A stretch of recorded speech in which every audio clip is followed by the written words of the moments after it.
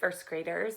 Welcome back to our study of the ocean. I actually was just on a Zoom call with you guys and we were laughing about the blobfish, which can be found in the midnight zone.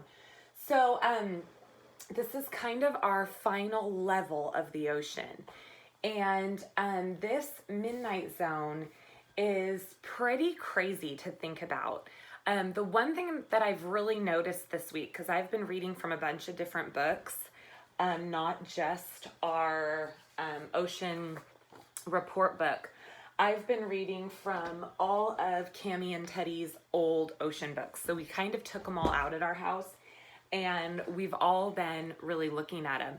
Then I've also been I've been going onto YouTube and I've been searching the Midnight Zone for first graders or the Twilight Zone for first graders to try and find short videos that are appropriate for you guys to really get to see real scientists doing their job, real marine biologists going into the ocean. And the one thing that I have noticed through all of this research is it's all a little bit different in every single book and on every single video. So I want you just to remember that when you're researching, sometimes you're going to find information in one book that's a little bit different in the other book, and that's okay. It's because science is constantly changing and we're constantly learning about new things, and not all scientists always agree. And we've seen that when we go to the science lab. We don't always agree with the person who's sitting next to us, the scientist that's sitting next to us. So that's just something that I wanted you to remember when we're looking at all these different materials, okay? The other neat thing about the Midnight Zone is it's very difficult for a human being to go into the Midnight Zone because the weight of the water on top of us is too heavy. So in order for different humans to see into the Midnight Zone, we either have to send a camera down to the bottom of the ocean or we have to have certain submarines to go to the bottom of the ocean. One of my favorite stories from when I was younger was I was really interested in the shipwreck of the Titanic. So the Titanic was this amazing ship that sunk, over 100 years ago. And when I was a little girl, it had never been found. And scientists couldn't find it because where it sank, it would have landed in the Midnight Zone. And so when I was in first grade, I came home from school one day and my dad was standing in the doorway and he said, "You'll never believe it. They found the Titanic today." And a submarine with a camera had gone all the way down. Finally, we had the technology in the submarine to go all the way down. And they found that historic shipwreck. There's a picture of it. So if you really want to watch an interesting documentary, a documentary is sort of a real life nonfiction story about how scientists found it in the Midnight Zone. You can go onto Disney Plus and go to National Geographic for Kids, and there's a really neat documentary that my family watched when this whole shelter in place thing started. So let's get into the Midnight Zone. It's also called the Dark Zone. And you'll see if you've been doing these one-pagers with me, the first one-pager for the Sunlight Zone, I wrote it up at the top because the sun comes down from the top. And then yesterday we did the Twilight Zone. So I wrote it in the middle because the Twilight Zone, remember, is that middle piece. So then for the Midnight Zone, I could have put it down here at the bottom, but you guys can't really see that. So instead I decided to write it going like this. And then I put these little arrows. And so if I really wanted to decorate my one pager, I could do the same thing. I could do some more arrows on this side. So that's why when we talk about doing a one-pager, we talk about really decorating the whole entire page to make it look good. Okay, so now I'm going to take the 2 pages of reading out of your ocean book And if you're reading along with me, you can highlight and circle and mark this up. That's what we would do in the classroom. But I can't because this is my only copy of it. So I'm just gonna read it and I'm gonna take some notes up here. And then if you're doing that same thing, you can pause me at any moment. You can choose to add the same things or different things. Remember, a one-pager is your studies. So you might find different things more interesting, or you might think, oh, Mrs. McGee, I don't really find that interesting. That's okay too. When we're researching, that's what happens. So the midnight zone is below the twilight zone from about 300 feet and below. On average, the ocean is about 13,000 feet deep. There is no light here, and the water is close to freezing. That was a whole lot of notes just in this first paragraph. So let me see if I can get them out for you. Okay, so the first thing was, I'm going to put a little dot here. It's 3,300 feet and below.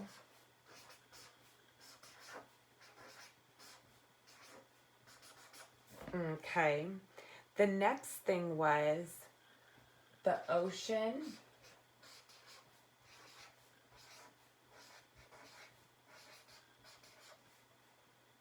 is 13,000 feet deep. Now, is the ocean everywhere we go 13,000 feet deep? No. When you go to the beach off the coast of California, or if you travel to Hawaii and you go in the water and you can see the ground, then obviously that's not where the ocean is 3,000 feet deep. It's talking about throughout the whole world, in so many of those big ocean places, out in the middle of the Atlantic Ocean, out in the middle of the Pacific Ocean, that's where the ocean would be 13,000 feet deep, okay? Now there's no light.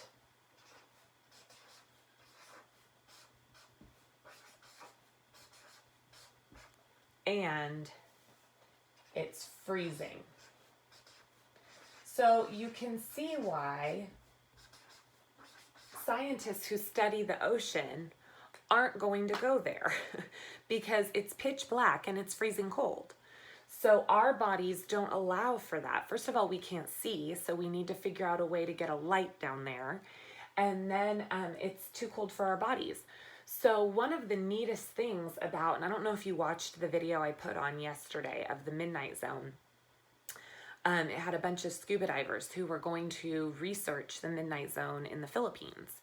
And one of the greatest things about it is there are still so many species of animals that we haven't discovered yet because we can't get down to the Midnight Zone. So there are parts of this earth that we have no idea what plants or animals or organisms live there. So that's why we need you guys who are interested in it now as children to grow up and want to study it even more. So that was from our first paragraph. Now let's see what else it says.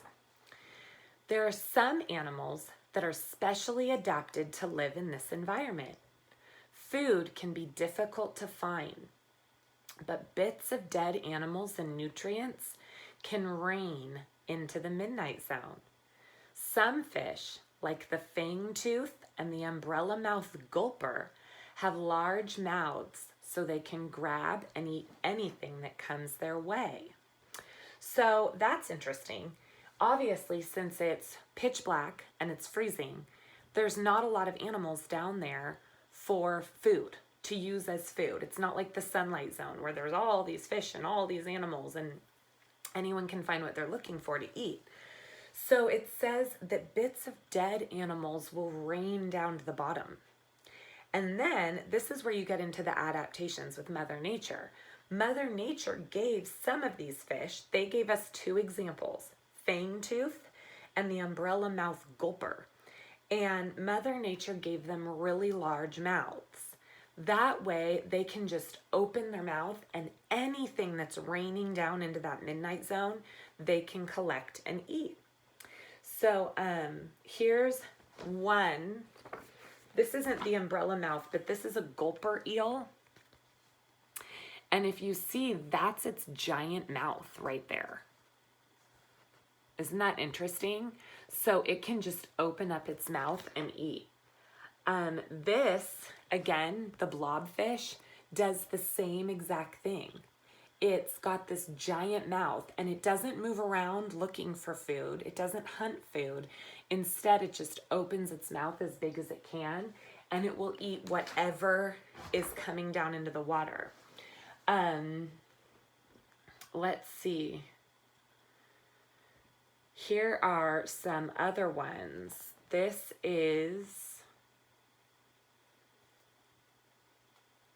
These are some crazy ones in the dark zone. Okay. So there are some more. So let's see. Let's read the rest to see how we want to organize this. Most animals in the midnight zone are blind or have very large eyes to allow light to pass through. Many animals in this zone are also bioluminescent, which means they can glow to attract mates or prey or to scare off predators. So if you have ever watched Finding Nemo, then you have probably seen that part where Dory and Nemo travel in to that really dark area and they see those lights. And the lights are of the anglerfish right here. He's not the best looking. As fish go, this guy, not so pretty. But what he has is Mother Nature gave him that bioluminescent antenna. And what it does is it attracts any animal that happens to come down into that pitch black zone. Think about it. If you are in a pitch dark place and you saw a light, you're going to go to it. So animals do that exact same thing. They just naturally go to it. Well, when they get close enough, gulp, your dinner. It eats you up. So these are some really cool things about animals down here.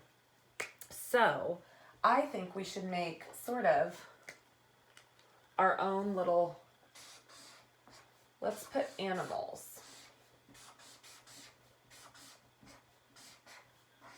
Okay. And I'll put a box around it. And let's put some of the notes that we learned. What are the superpowers of these animals? So they said large mouths.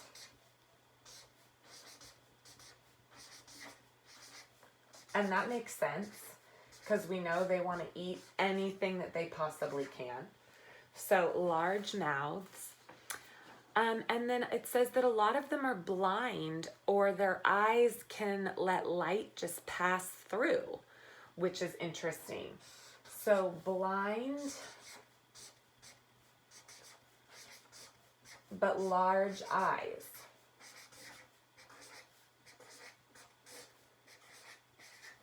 And even if you are blind, even if as you're a human, even if you're blind, you still have eyes. So I know sometimes that's confusing as a child, but it just means that your eyes don't work. So these animals down in the midnight zone, their eyes aren't for seeing like ours are. So they are blind and they're using their eyes differently. They're using it to suck all the light in, which is a little bit different, obviously, from us. Now there's a really big word if you're following along, or if not, I'll put this up here. They're bioluminescent. Bioluminescent. I'm looking at how to spell it too. This is a long word. And that means they glow. And they might glow for a few different reasons. One of the reasons is, let me see if I can move that a little bit closer for you. Aha, there we go. They might use it to attract food to them, like the anglerfish in Nemo. Those fish used it to attract their prey. That means bring the prey into them. But it says it also might use it to scare off predators. So also there might be some animals down there in the midnight zone who see the light and they know, oh man, I'm not going near that. That might be an anglerfish. So it can work both ways. Let's read the very last paragraph here. In some places, there are vents in the Earth's crust that give off heat and chemicals. Bacteria feed on the chemicals, and other animals use the bacteria for food. These vents can provide an ecosystem for different living things, such as tube worms and deep sea clams and mussels. This means the deep sea can support an entire food chain that does not start with the sun's energy. That's a lot of big person information. So what that means is way, way, way, way down deep, the very bottom of the ocean, it says there are vents in the Earth's crust. So if this was the bottom of the ocean, you have vents in your house. The vents usually are sometimes in the ceiling, or sometimes they're down on the ground, and they let the air in. Well, the same thing happens from the vents on the surface of the ocean. These are vents. And these vents from the middle of the earth let off heat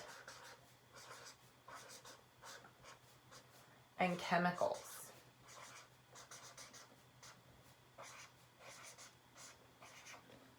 Okay, now why does this matter? Well, it matters because the animals who have started living down here, they're very different from the animals up in the sunlight zone.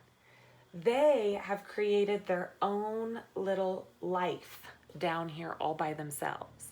They don't need the sun. They don't need plants.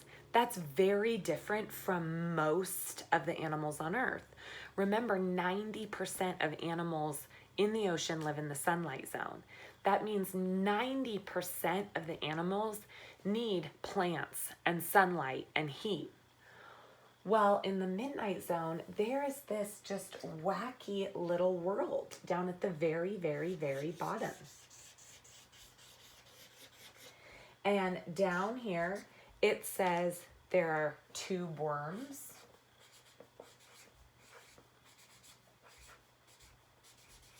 And there are deep sea clams.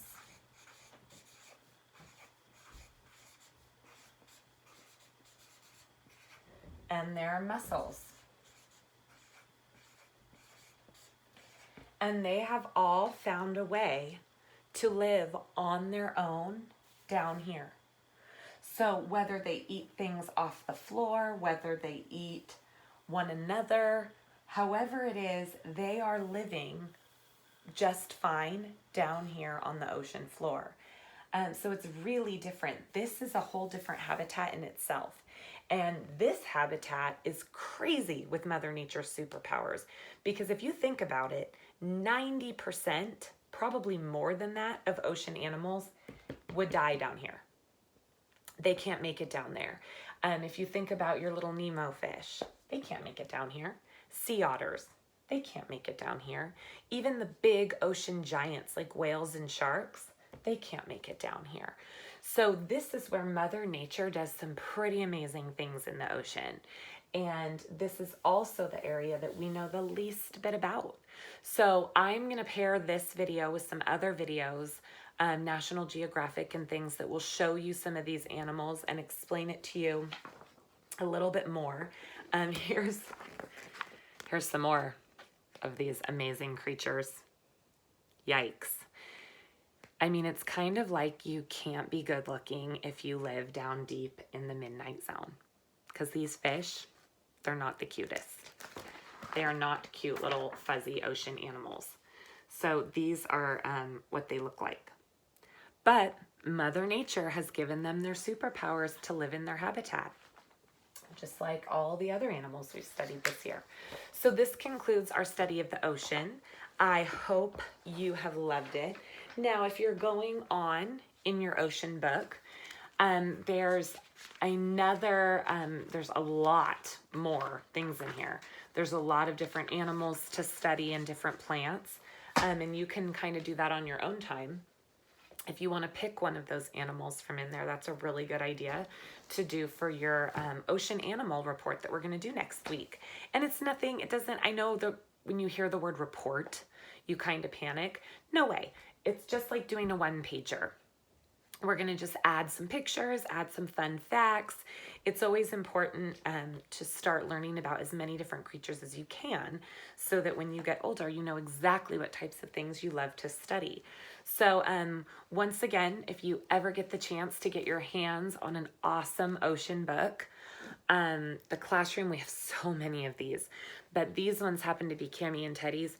And even as a grown-up, even now, I love just sitting down with one of these and going through and reading about all the different animals. It's so interesting.